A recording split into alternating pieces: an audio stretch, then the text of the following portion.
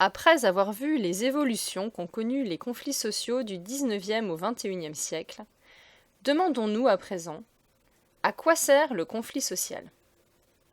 La réponse des sociologues est centrée sur deux questions. L'une concerne l'intégration. Les conflits favorisent-ils l'intégration ou au contraire sont-ils le reflet d'une pathologie, d'une maladie de la société en termes d'intégration? L'autre concerne le changement social. Les conflits favorisent-ils le changement social ou le freinent-ils?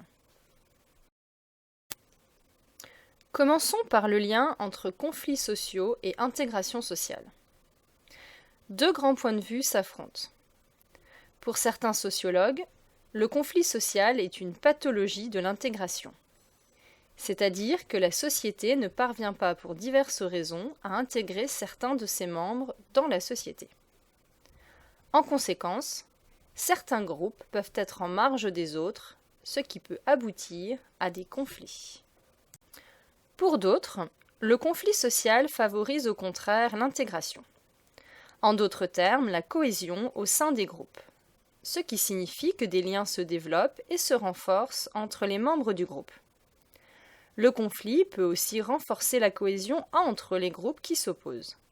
Par exemple, quand ils cherchent une solution à leur conflit, ce qui les amène à coopérer.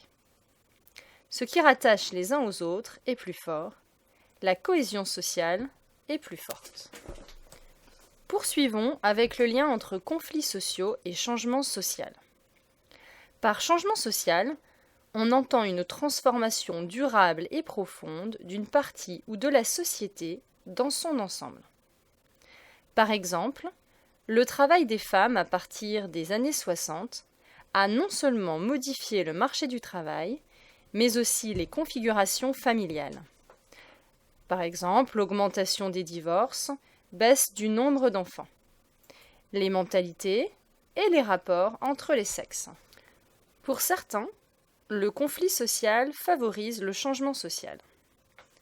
Par exemple, les conflits du travail doivent permettre, selon Marx, de renverser le système et de passer d'un mode de production capitaliste à un mode de production communiste.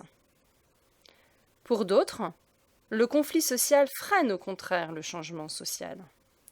Il peut apparaître comme une forme de résistance à tout changement de la société. On voit donc que les sociologues interprètent selon des grilles de lecture différentes les conflits sociaux.